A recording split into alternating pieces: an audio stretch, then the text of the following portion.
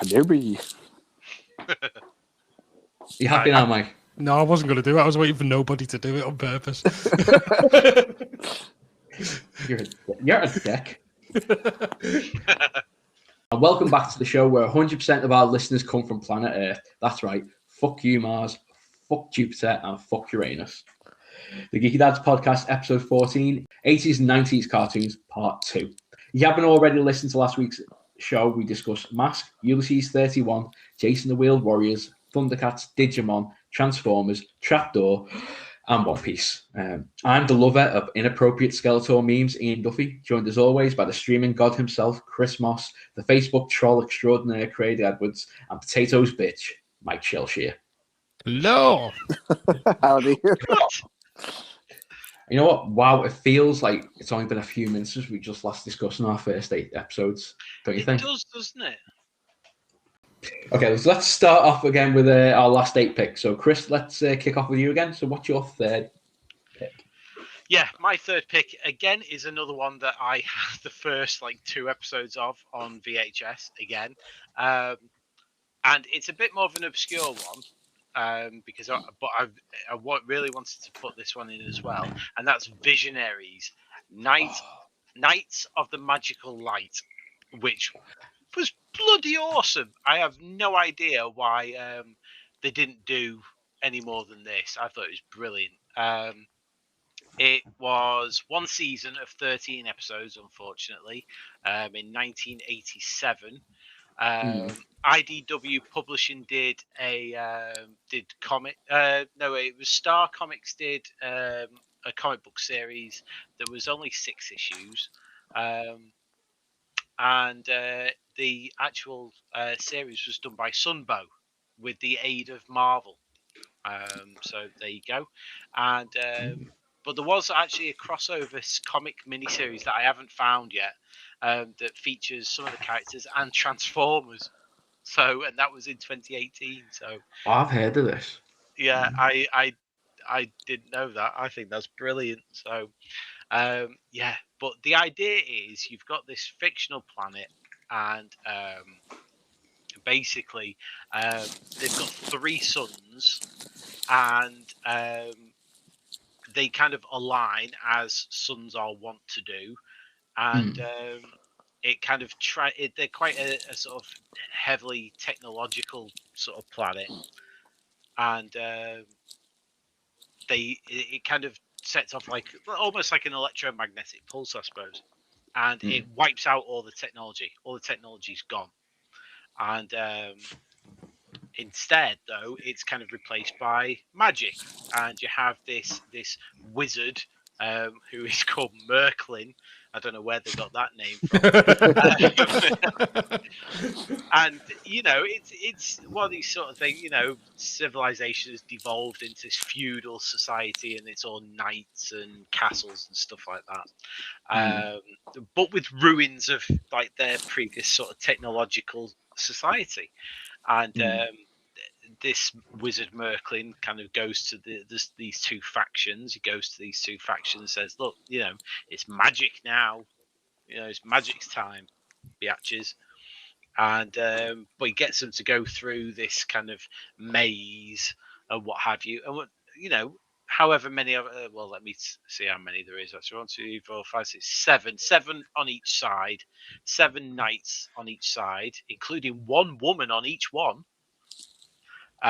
Manages to make it through, and they're rewarded by being given these totems. So some very random and arbitrary occurrence in the maze is somehow supposed to define their person as an animal, sort of thing. So one of them works out that he can use these big leaves to fly across a chasm, so he's given the totem of an eagle. And yet another one kind of crawls under a table in the middle of a fight, so he's given an armadillo. So, yeah, it's a little bit kind of arbitrary, but but it is cool. And some of them have staffs, and they're also imbued with power, and they can a special chant, and it will summon the power of their staffs, but only the once. Then they have to go and recharge them at Merklin's pool, like his magic pool sort of thing. And apparently in the comics, because there were comics for this as well, the women were actually given shields which operated in the same way as the staffs. So, but some of the guys didn't have staffs, and it was found that they could actually reactivate some of the vehicles from their previous sort of scientific civilizations. Or, but again, it's one of the, and I remember this so fondly, and like I said, I only had the first 2 episodes on VHS. So unlike stuff like Transformers and Jace, and my 4th pick, which we'll get to, I only ever saw those first 2 episodes. But it was I absolutely loved it. I would say it was definitely designed around the toys, this cartoon. Because I remember the toys heavily, which you're probably going to move on to. It had the holograms. They had the holograms on the staff and on the chest. On the staff and on the chest, because that was like a big thing at the time. You know, these holograms. I remember seeing similar holograms in one of the places in Liverpool, like down on the Albert Dock. They had these like hologram style things as a display. I think it's where the thingy gallery is now. Where the Tate is now.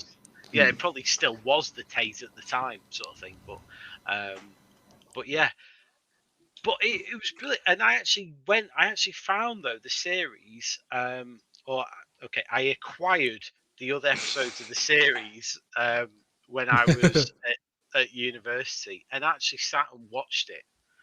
And it was still brilliant. I mean, it was a bit kind of, a bit later on. Some of the later episodes were a bit weird and a bit cringy and stuff.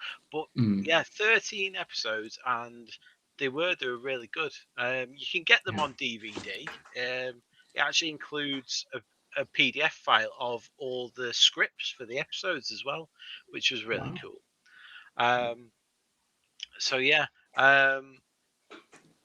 I think also Marvel's Star Comics did some like a mini series in '87, I believe, but only did like 6 issues, which is a bit of a shame.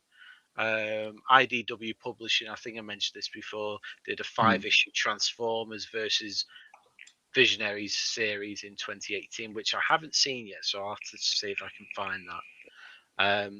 And then, and I didn't know this, I've not long come across this, Hasbro and Paramount were supposed to do a cinematic universe combining, and I don't know how, but combining Visionaries with G.I. Joe, Micronauts, Mask, and ROM. Now, I don't remember ROM. I'm not sure what ROM is. Was it? And I don't really remember Micronauts, but obviously I know G.I. Joe and Mask. How on earth that was supposed to be combined into a cinematic universe, I have no idea. But apparently the writers' room was disbanded in 2017 and has just remained in development hell ever since. So I don't think we're going to see anything more of Visionaries, unfortunately, because I thought the premise was brilliant. It was quite creative and so on. It was quite different to anything else I'd seen. So, yeah. I mean, I don't remember the cartoon, but I remember having the figures. I mean, while you were talking, I was looking up. Definitely, yeah. It was the Dagger assault vehicle. It was like a big ship type thing. Yeah, it was all triangles, wasn't it? Yeah.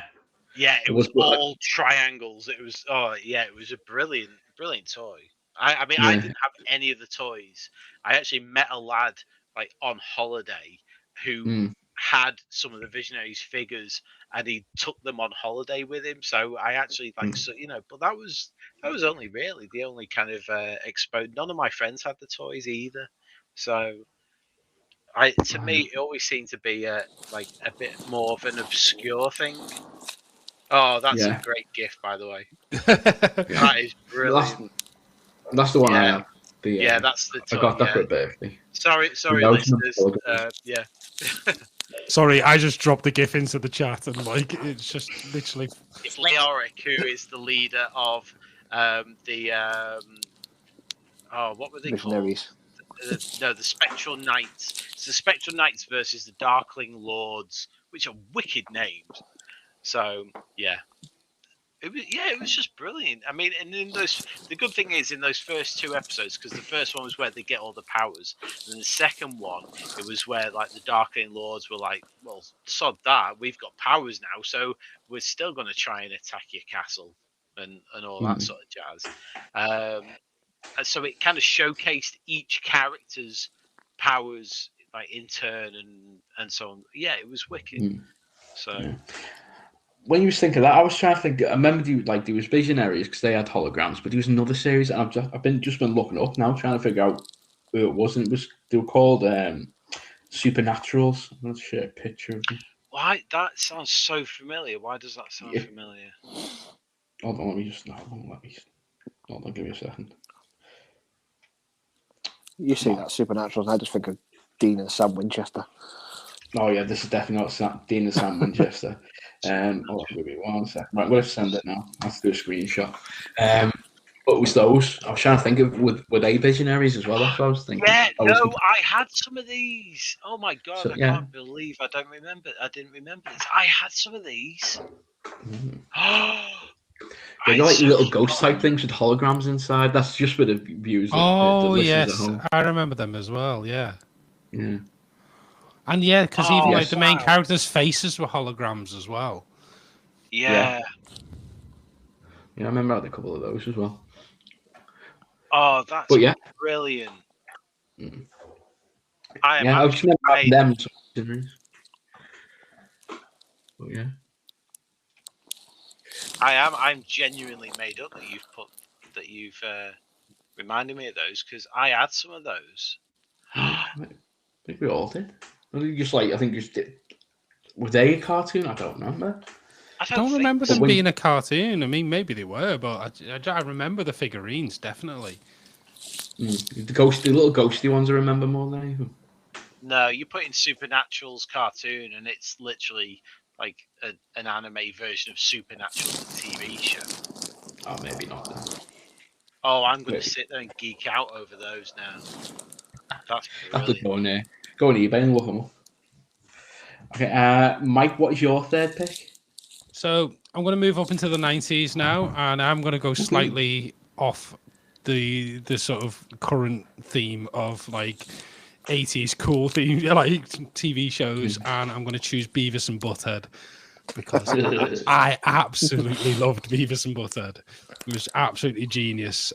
So like the first animated cartoon that Mike Judge had made. Obviously, he went on to make Daria, King of the Hill. He even went on to make the TV show. What's it called? Silicon Valley. He made Office Space as well. What? Sorry, Office Space. Yeah. He may have made Office Space as well. Are you just off getting food? I'm getting a drink. Yeah, I'm really. Right, okay. So Beavis and Butthead was absolutely brilliant though. Just like tuning into MTV and just like watching little mini episodes, and then every now and then they'd like put like a music video on, and they'd either love it or they'd hate it, and they'd just trounce it if they hated it and just take the piss out of it. And it was just fantastic. They had a computer game as well. Well, they had a few computer games, but the one I remember specifically was Beavis and Butthead's Virtual Stupidity. And it had a game in it where you could literally go onto the rooftop of the school and you had to spit on people's heads as they went past. It was like the whole game. There was loads of little mini games in it all the way through it, but it was just a point and click adventure game. With them two in it. Trying to think of anything else to say on it, really. There's not a lot more else to say other than they made the film, didn't they? That was massively popular. Yeah, I was about to say, I went to see the film at the cinema for £1 on that World Cinema Day, like about 25 years ago. And I took my friend Andy, and I was pissing myself laughing all the way through it. Andy absolutely hated it. He thought it was most immature. ever seen. It was immature, but that was what was funny about it. I know, but he didn't like it that way because I chose the film. He was quite upset with me. Have you ever seen the episode where they find a dead squirrel outside the like convenience store, and they basically try and skin it and sell its fur, and they go around like fur shops with this like bloody like piece of like dead like rodent basically, and trying to like sell it to different shops. Oh, have I? I might have seen that. The standout for me is always going to be the following side character, which was I am the great Cornholio. I need tippy for my bunghole. Cornholio. Are you threatening me? I can't remember which character it was. Just the blonde one. I always get them mixed up. Beavis. Yeah, whenever Beavis had caffeine, he would go mental. There is an episode as well where Butthead kicks Beavis in the nuts so hard that he kills him, and Beavis goes to heaven, and they can't stand him in heaven, so they send him back to Earth again. I don't know. I just think it's weird how a show that can be so messed up is so like how it can be so well, obviously I can understand why it'd be so popular, but you just won't think looking at it and going, look at this cartoon, kids. It was fucking awesome and popular, and you look at it like, how? I don't know if you watch it. It is hilariously. I know funny, that's what I mean. Like, I've never really watched it, and I know it's popular. It's just never my thing to watch. But like, when you look at it and you just look at the picture of it now, the cartoon design, you think, how can that be popular? But like, it worked. Like something that's what it just works for some things. The maddest thing about it is Mike Judge, who created it, he was actually a graphics card engineer in Silicon Valley before he just decided to leave his job and become an animator and just start this cartoon. Like, he was getting paid like a lot of money working in Silicon Valley. That's why he went on to do the TV show Silicon Valley. Because he hated he hated it there. He just wanted to do his animation. But he's a really, really clever man. He was. I love King of the Hill. They're doing a new Beavis and Butthead film, by the way. I remember they did a remake. They started the TV show again. I remember watching one episode of it. I think it was when Twilight craze was out, and like a one-off, I think. Vampires. I think they were trying to become vampires and they ended up catching hepatitis C or something like that. Trying to like drink blood and stuff like that. It was just absolutely ridiculous. Craig, what is your third pick? Mine it's a Cartoon Network one, and I loved watching it. It's Ed, Edd and Eddy. I absolutely love watching Ed, Edd and Eddy. And it's only actually a couple of years ago that I found out like there's meant to be a really, really dark theory about this TV show as well. I think I've heard of this. I'll go through it now with it. Like, all the kids are meant to be dead. And that is tough. The cul-de-sac that they're in is purgatory. That's why you never see them leaving it. It's always in the cul-de-sac in the TV series that they're in. And all the kids come from different different time periods as well. So, like, I'll start off with some of them. So you've got Rolf, which is like the farmer person. He's from like 1000. I don't know how you say it. Would you say 1900s? Because it's 1900. Would you say 1900 is the year? 1900. So he's from that time, and he was killed by. Yeah, would you say it as the 1900s? Yeah. He's come from a time from a farming, and he was killed by his own farm animals. He stampeded him to death, basically. Johnny 2x4, which is the who has the plank of wood. That's what I mean. Of all the things, with a friend has a plank of wood. Apparently, obviously, he didn't have any friends growing up. He was from like 1922. And so that's why he has the plank, because he didn't have any friends, and he died after a long battle with tuberculosis. So, where's this theory from? That's what I mean. That's what I mean. People have put this theory together, like a dark theory. I do. Quite dark. Yeah, that's very dark. And like you got Eddie, which is the money grabbing one. He's apparently from New York, from the Great Depression, so that's why he's always after trying to get like a quick buck and stuff like that. Like his father's apparently abandoned him, so that's why he's always looking up to his brother. You never really see, and he apparently died drowning in a lake. You've got Ed and Sarah. Their father died in World War II, and the reason why Sarah's so bossy is because she's took on like a mother role because the mum's become like distant and stuff like that. And the reason why Ed's like he's got a mad imagination is because to shut himself away from the world, he read comic books and watched monster movies at the time of World War II, because a lot of that happened, and apparently both of these died in a freak car accident in 1953. That's what I mean. Naz, the girl in it, she was born in the 60s, like in the hippie area. Parents were hippies, described as the flower child. In the summer of 1979, a serial killer escaped from the local asylum, made her way to the house and raped and murdered her. So that's how she died. What? That's what I mean. Ed Double D, who was known as Double D, he come from a very strict family. That's why he was always such like an anal freak with cleaning and education and stuff like that. And apparently, doing one of his science experiments, he died of a gas leak, which caused an explosion with his Bunsen burner. So, what? That's what I mean. It is exactly. Kevin, here's another one. He used to like the bully, the one on the bike. He's come from like a broken down house. He's meant to be. Oh no, he's not the. He's the second to last from like he's close to the 1995s.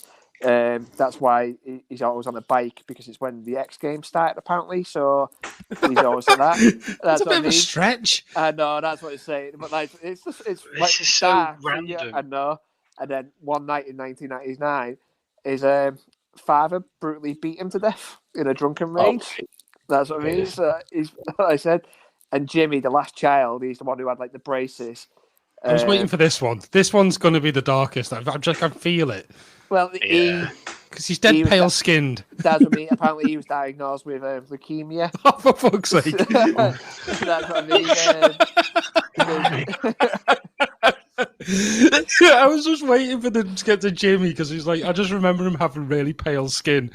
I was like, this is going to be bad. What is wrong with this show? That's what I mean. He never associated. This is not true, Chris. This is. It's quite a fun thing when you think of it, though. Like, he was never associated himself with the other cul-de-sac kids because his parents believed too frail to be around the kids, and that he was always bedridden. And eventually, he come to his illness.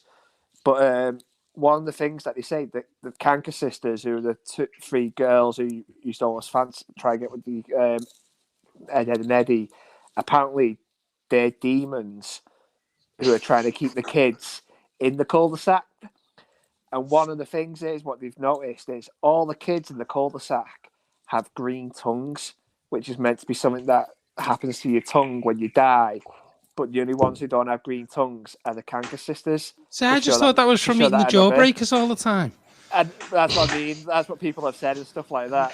But I loved it anyway because it was just proper mental, this cartoon. I thought it was awesome. It's Ed and Eddie. Like, I thought it was really brilliant anyway.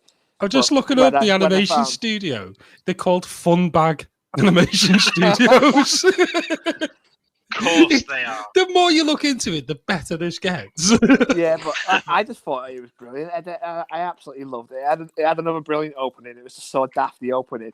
Like he does like a handstand on his tongue, one of them, like in the opening. Like it was just like it was such a weird cartoon, and I loved it. It was one that I really enjoyed. Apparently, they finished it off with a movie as well, which I didn't know about. So I need to watch that. But like I said, so it's basically go on. Sorry, what are you saying? So it's basically the animated version of Lost. Yeah. So, like, it's like, I'll read what it says about the Cankers. The Cankers were different from other neighborhood children. It's believed that they are actually demons that were sent to the cul-de-sac to torment the souls of the remaining children who didn't cross over to heaven. The Cankers are the only characters with normal tongues, which would seem to indicate they are not dead, and that therefore they must be something different. Surprisingly, the Cankers are attracted to the Eds for unknown reasons. However, one common guess is that they're the weakest-willed children of the cul-de-sac because they each symbolise a certain deadly sin. So that's it's brilliant. You'll never get the studio admitting it and stuff like that, but I probably after they've probably read the theory, they're probably like, you know what, that's true. Yeah. Yeah. But yeah, Wow. Ed and Eddie. Okay. Well, I'm Yeah, following yeah, on with this one. I was going to say, I'm glad you're following. Wow. So mine is about a person who's amazing. He's fantastic. And wherever there is danger, he'll be there. They haven't done a show about me. Funny. And this is Danger Mouse. This is the British cartoon series which ran from 1981 to 1992. It followed the events of the titular Danger Mouse, voiced by comedy veteran and Del Boy himself, Sir David Jason. And his assistant, Penfold. No way. Yeah. Did you not know? Oh, yeah. No. Well, I wouldn't have reckoned. I've not watched it since I was a kid, and obviously, if you listen to it now, you recognise his voice. I probably would recognise it now. Yeah, but no, I didn't know that. But yeah, I think they're all on iPlayer as well. If you want to watch it. Oh, that's it. Oh, the new one's on iPlayer. That's with the old one's not. No, Alexander Armstrong. It is on YouTube though, so you can find it there. Yeah. But and he was assisted by Penfold. Me and Chris had a friend at high school whose nickname was that. And it was a parody of James Bond. So Danger Mouse lived in a postbox on Baker Street, which is a nod to another British stalwart, Sherlock Holmes, and took missions from his boss, Colonel K, to thwart the evil Baron Greenback and his sidekick, who was called Stiletto. So another knife reference that you wouldn't get away with today. Yeah, true. It's getting quite dark now. It's also known for introducing the character Count Duckula, also voiced by David Jason, though he was a villain in this show, but he did go on to like turn good and have his own long-running TV show as well, which is I could talk about that non-stop, but I chose one British series and that was Danger Mouse. The best way I could describe it was a very British show. It loved breaking the fourth wall and was filled with the staple of British humour, the humble pun. David Jason used to be like he did the voice of the narrator as well, and he'd like say like an insult to Penfold, and Penfold would go oi, stuff like that. I remember like one of the earliest memories I have of like my bedroom was having a Danger Mouse spread as well.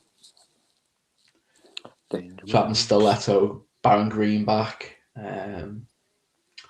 Penfold, Danger Mouse. Oh, was it on my wall? It was one of the others, but yeah.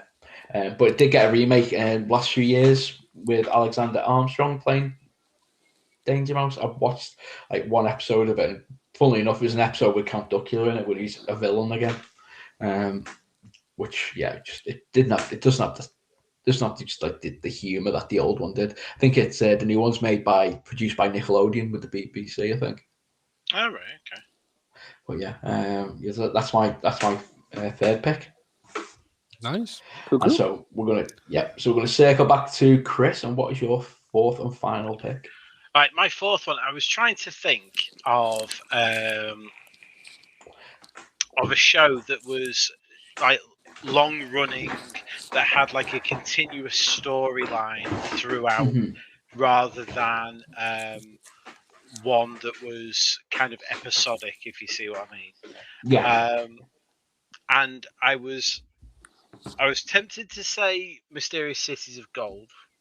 I was tempted to say Teddy Ruxpin, because for some strange reason, I'm sure that had like a big, long, continuing storyline, but I couldn't remember anything about it, like at all. All I remember is with that is the toy where you literally put the cassette tape in it and it spoke. Yeah, Yeah, exactly. But I do remember more about. Oh, and the other one was Dogtanian. Oh, D'Artagnan was I was fantastic. I I was tempted to talk about Dogtanian as well, but instead, what I have gone with is Around the World with Willy Fogg. Oh, I absolutely love that Never show. heard of that. yeah. Oh, dude, it's on YouTube. I've sat here Mm. and watched the first 4 episodes already tonight, and it's brilliant. Around It the is. World with Willy Fogg was that? Yeah, Yep. Willy Yeah. Yep. Fogg. So it's obviously based on Around the World in 80 Days by Days, Jules yeah. Verne. Mm. And Oh, it's a lion in the rather, top hat. He is a lion in the top hat. he is Yeah. indeed a lion in a top hat. Yeah. The And quintessential character. and rather than well, yeah, that was the point I was about to make. Rather than it being people, they are anthropomorphic animals. And yeah, it's brilliant. I've literally sat here and watched like I said, the first 4 episodes already. Yeah. It's great. I actually, when I first started, I thought, oh, I'll watch it and it won't be as good as I thought, and so on. But dear God, you don't have to start getting into it like really quickly. It's great, and I remember because my granddad, bless him, was awesome. He used to video cartoons and shows for us to watch when we went round to his every weekend, and so that was where I watched a lot of Thundercats, for example, Dogtanian, and because it was stuff that I didn't watch at home. And Around the World with Willy Fogg was one of those shows, and because he taped stuff every week for us to watch, we sat and I went through literally all like, well, it will have been the entire series, like in all, in chronological order and so on, and watched all of it, and it was brilliant. And like I said, I was trying to think of a show that had this one continuous storyline right from the beginning to the end, and the others were so close to being included, but obviously we had to pick 4, and there you go. But the characters are great. Willy Fogg himself, you think at first, and I did think this today as well. At first, you think, God, he's a pompous prick, but he's not. It is very much the very classic English gentleman sort of thing. Yes, okay, he is like upper class and so on and so forth, but he is actually, he is really nice and so on. And he's not violent. He doesn't, he's not horrible to be. He's very kind. He's very, and all this sort of thing. And and you've got Rigadon and you've got Tico. I didn't realize as well that the actual series is actually a Spanish-Japanese TV adaptation. I was just actually looking online now as well because they're doing a remake of film. The film will come from the Spanish studio Apollo Films, like a remake of it. Oh, so, really? Yeah, I'll show you a picture of it now. I didn't realize that the series is actually Spanish and Japanese, like a combination of the two in origin. I had no idea. I just put a picture up, and that's what the graphics look like for it. Oh wow! Okay. I know they did D'Artagnan like last year. Because I remember Tom told me about it, 'cause he's obsessed with dogs. So probably the same people who did the D'Artagnan film. Maybe the original. I think it may be that the original cartoon was made by the same people as well. They were both made by BRB International. Yeah, they were both made by the same, and apparently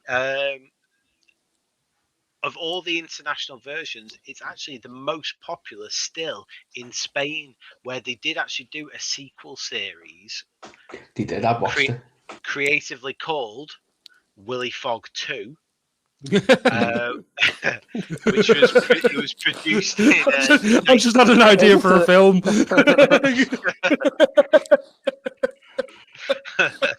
I was going to ask you if you did. It was actually done in '93, and it has and it adapts some of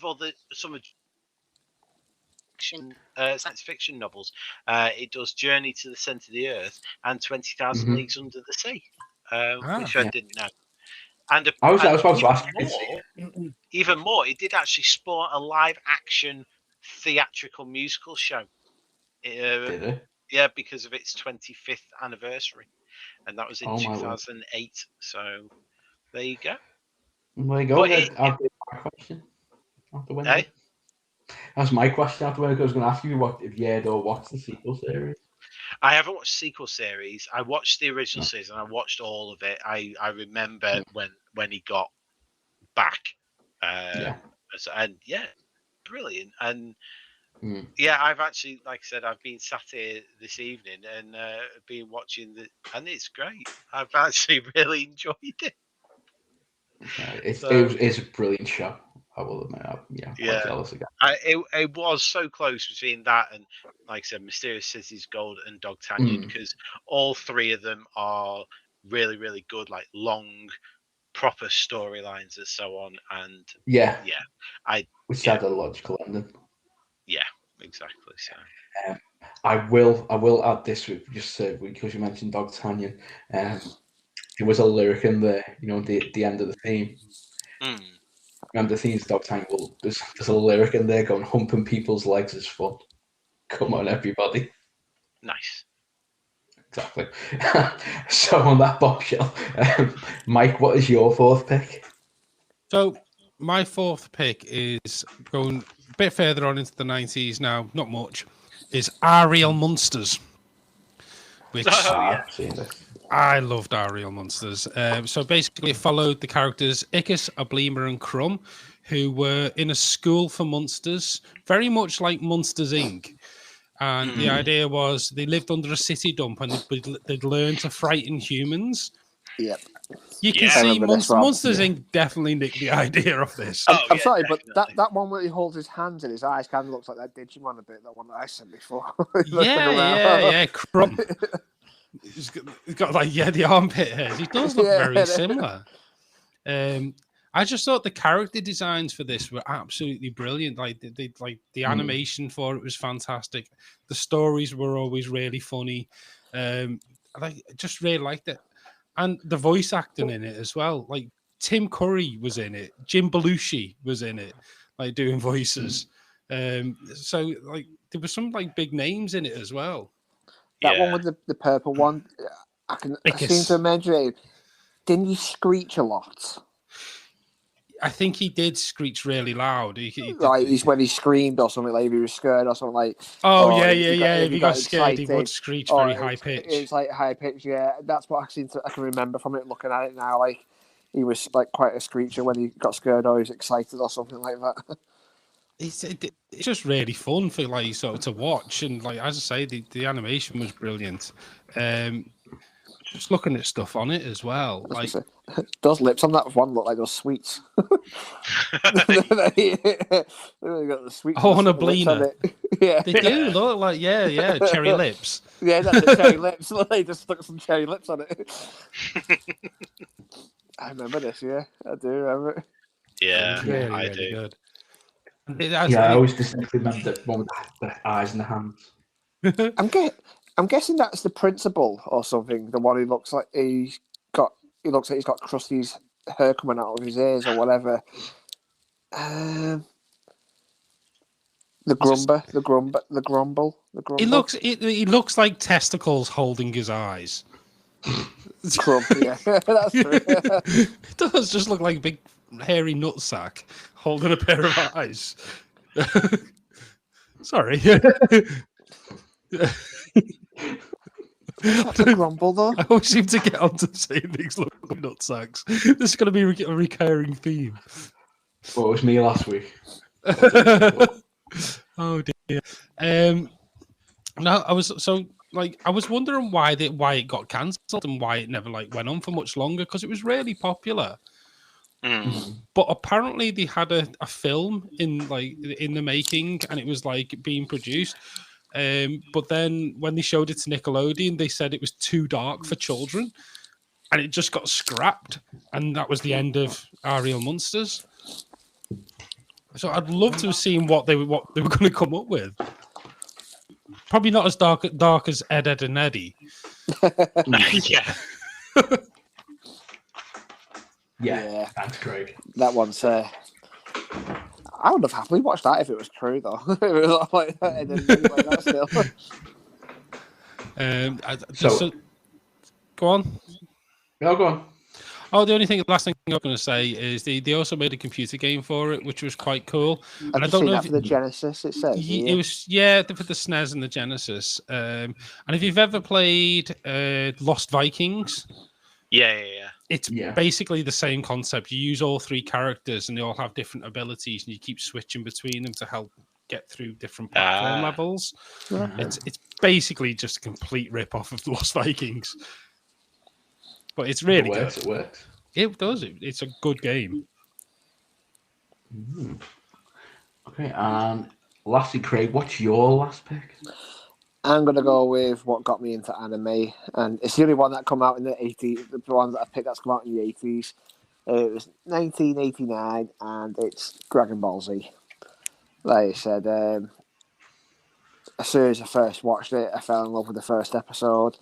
I think it was like it was the first two episodes I fell in love with because I think when it first came out on Cartoon Network, when I first watched it, they put the first two episodes on, so you actually got to see the fight with Raditz, because the first episode didn't have the fight with it. It was on in the second episode. But like I said, I absolutely loved it. Like I said, I loved the voice acting for it, even the Japanese voice actor. The Japanese voice actor for Goku, she's still doing it now, and she's 85 years old. Nice. So, it's like Japan's going to lose a hero when she passes away from what she's done and stuff like that. Like I said, it's probably one of the only animes as well where I've got like quite actually a lot of figures for it as well.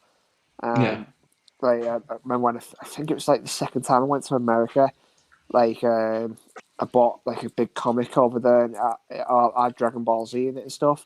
But what I didn't know is it had the Saiyan transformations in there as well, going from all the transformations in it.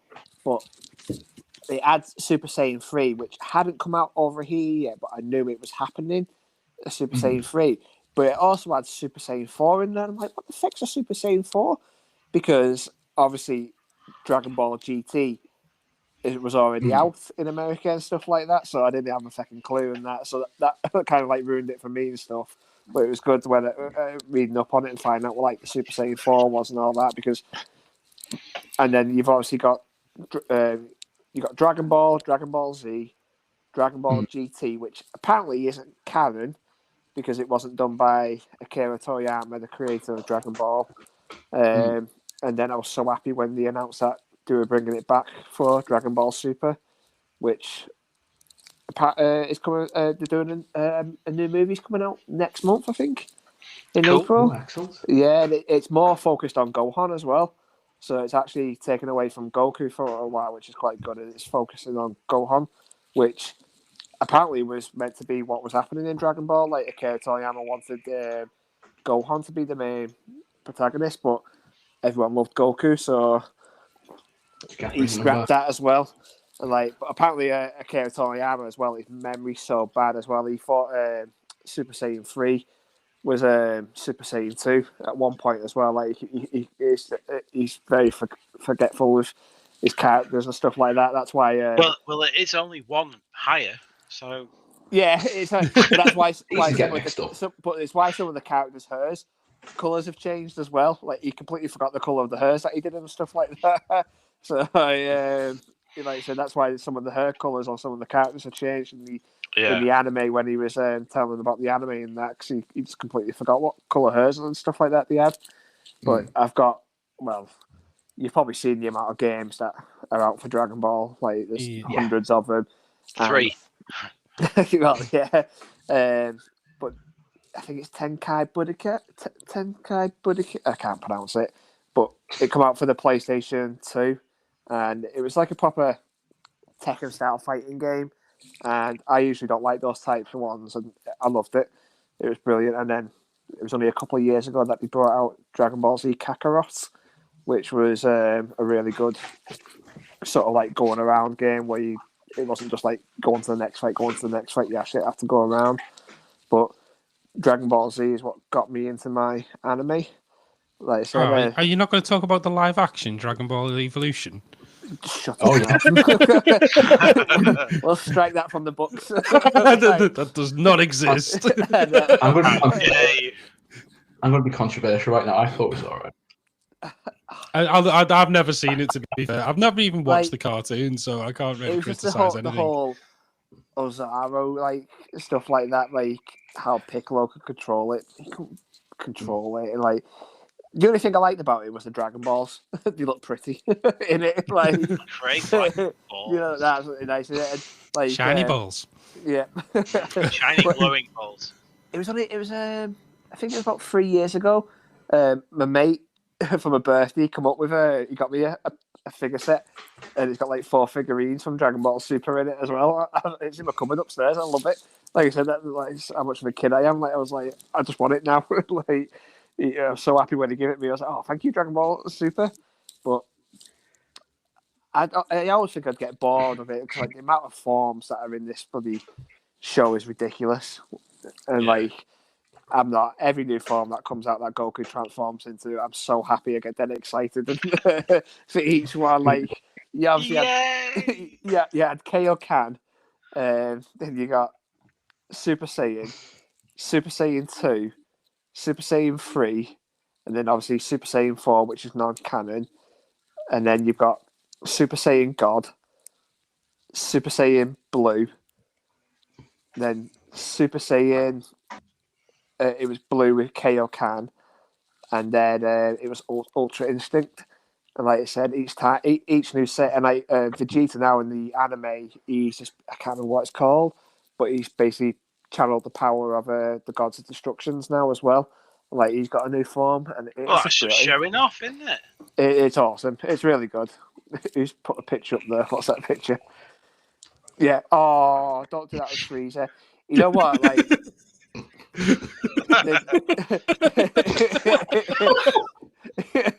Poor Frieza.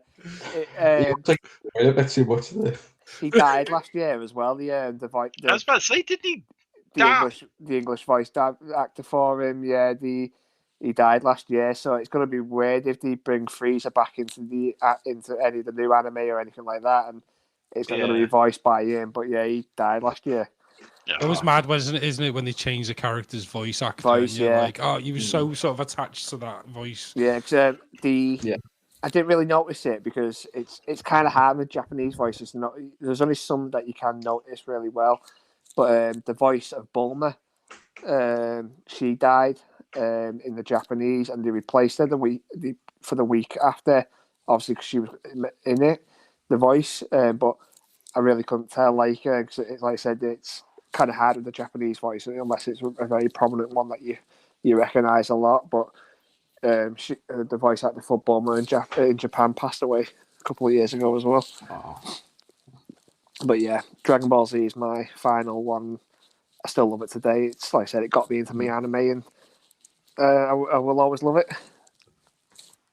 Okay, well, guess it. You always have to go on a bit of a downer. Just fucking go my last pick. And my last one is going to be one that started off an obsession with animated redheads, and that is Dungeons and Dragons. This show is based on the very famous role-playing game, the same name. Ran for 27 episodes, 1983 to 1985. That's one of the few 80s cartoons without a banging theme tune. And this was a joint production between TSR and Marvel Productions.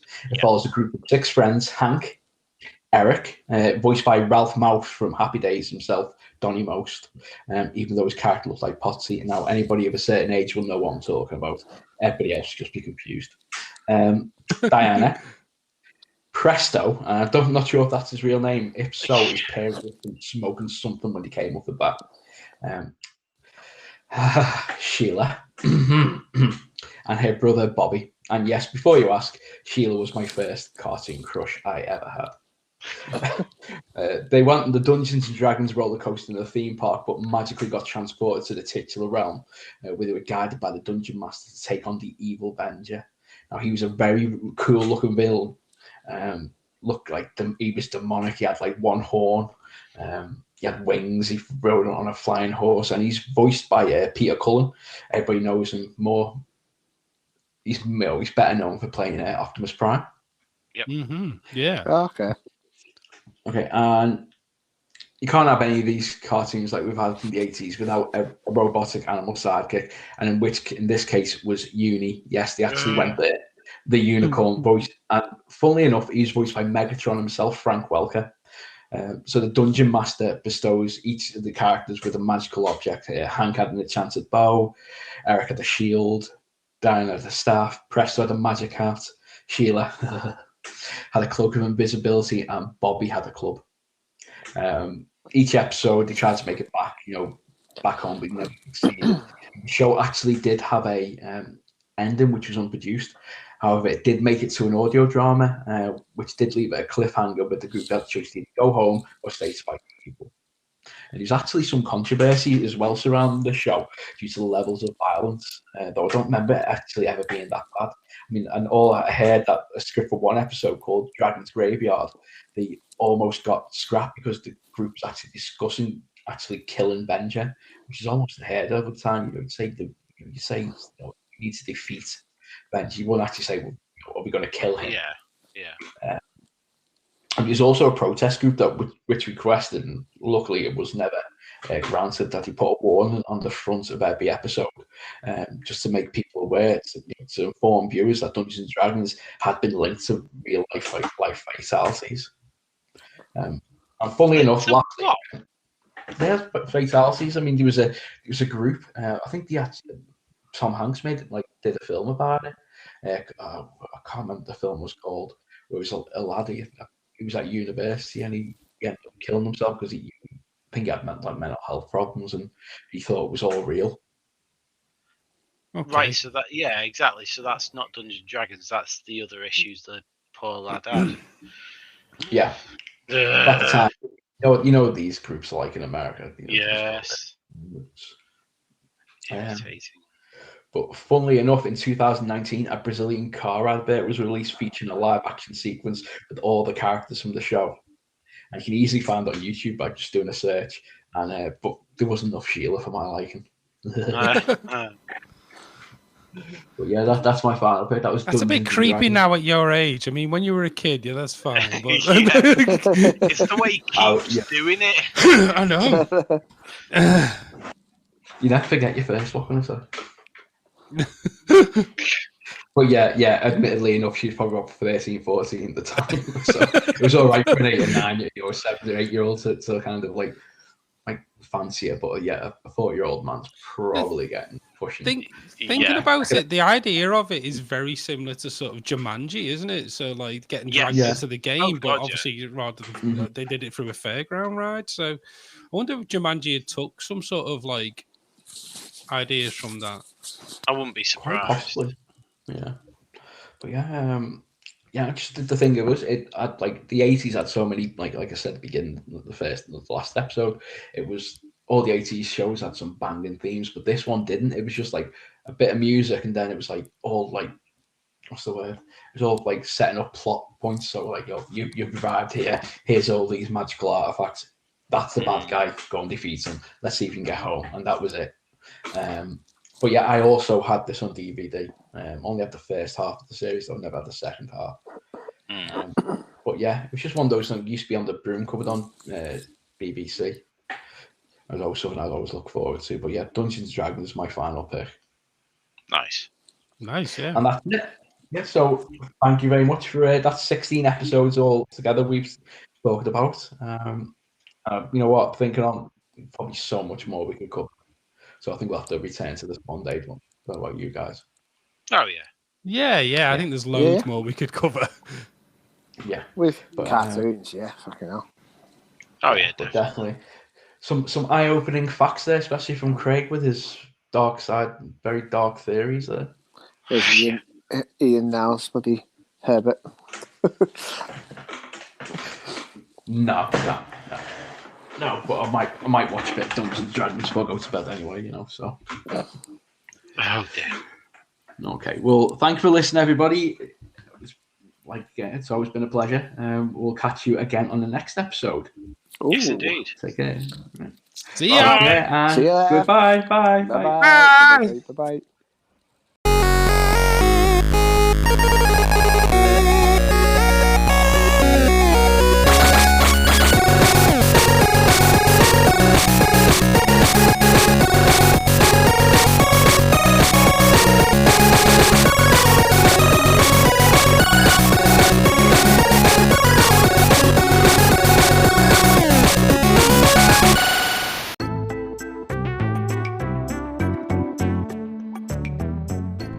Okay, Beastman, I will read the thing. Thank you for listening to the Geeky Dads podcast this week. You can find us on Twitter at the Geeky Dads Pod, Instagram at the Geeky Dads Podcast, Facebook.com/the Geeky Dads Podcast, and even now on YouTube, the Geeky Dads Podcast. What the fuck? We're on everything now. You can even listen and subscribe on Anchor FM, Spotify, Pocket Cast, and even Stitcher. Leave that alone, Beastman! You infernal boob!